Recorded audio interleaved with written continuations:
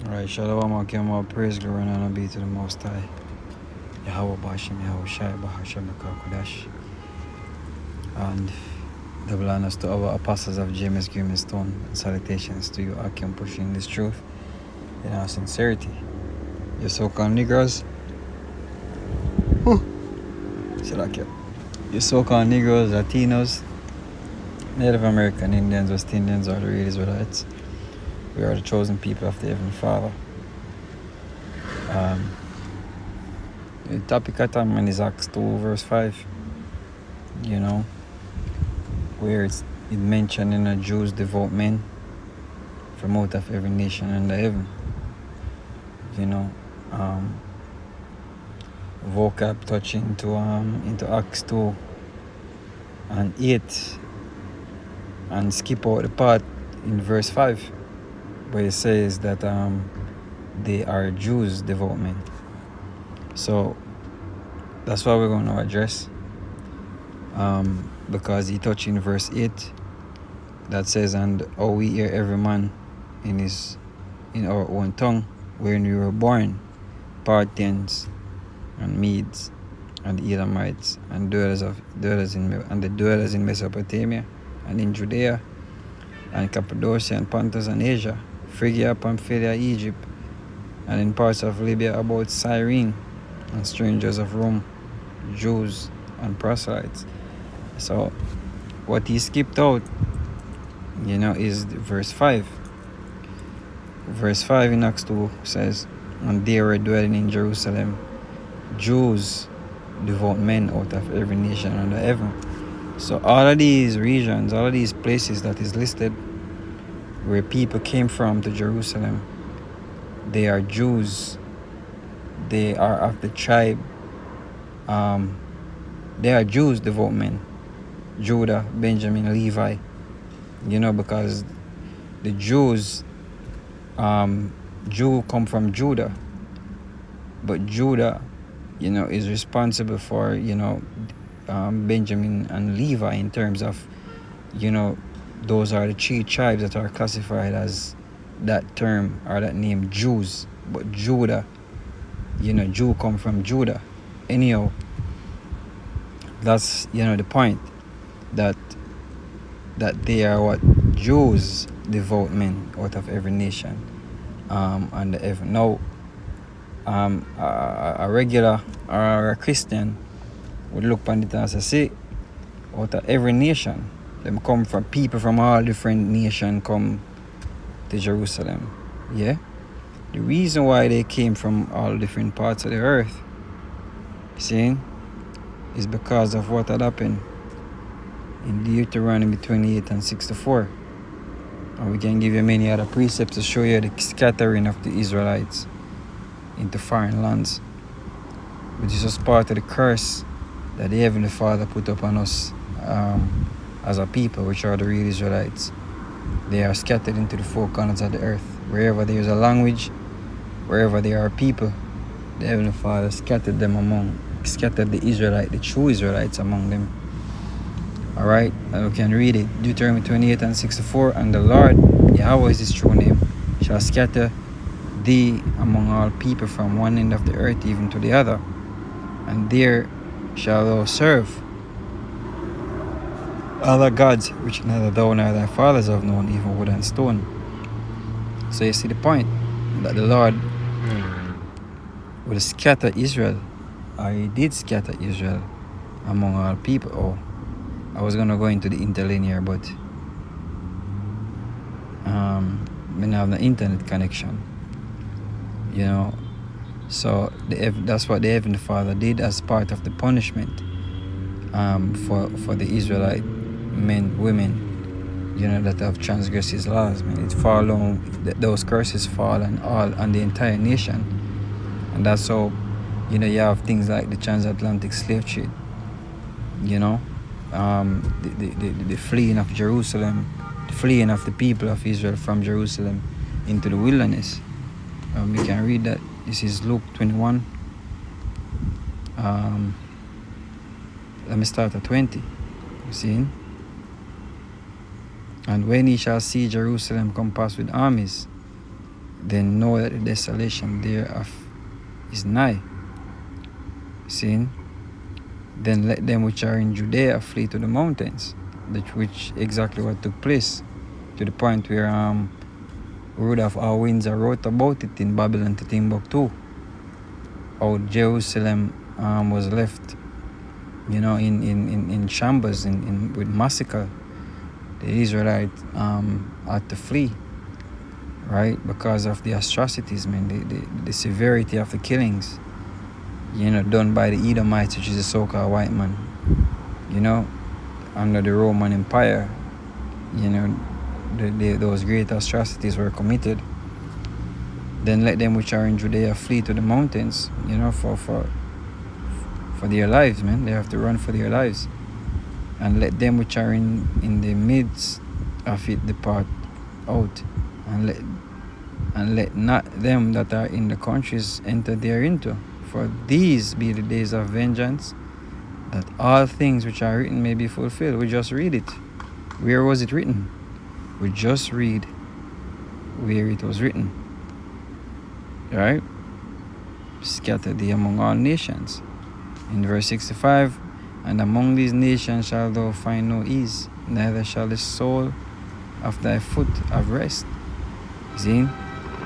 But the Lord shall give thee there a trembling of heart and failing of eyes and sorrow of mind.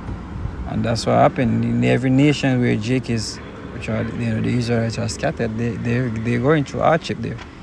And the curse is one of the things that we use, is one of the main things that we use to say, we use to identify through faith our people,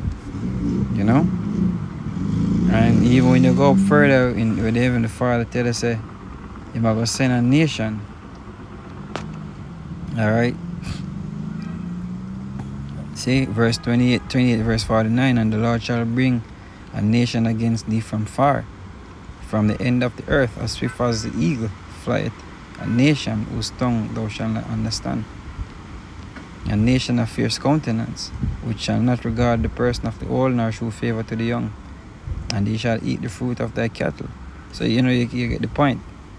See, the nations that rose up and did Israel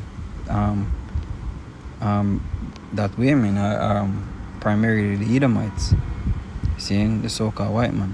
The other nations have part to play in it. They play their part in the destruction and the conquering of all the people, the Heavenly Father's people, and they're gonna pay for it, man. All right. So the point is that, man, the Heavenly Father scattered the Israelites among all people, and that's how it came to this, where Jews, men that were living in these lands, come to Jerusalem 3 times a year, as it says in Deuteronomy. 3 times a year, the Heavenly Father people used to come to Jerusalem to keep the Passover, and they used to bring their gifts and stuff.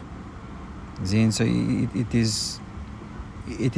is exactly what it is, man. Like there is no other nations like Edomites coming in, and other nations different from Chinese, Japanese, coming in to be a part of the Israel thing.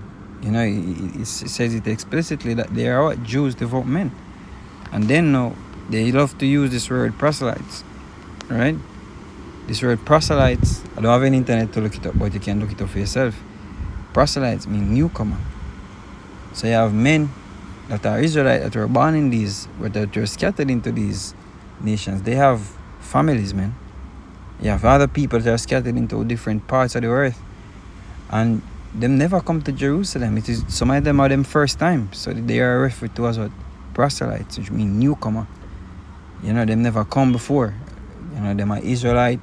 Them first time coming to Jerusalem to keep the Passover, they are referred to as what? Proselytes, newcomer, newcomer.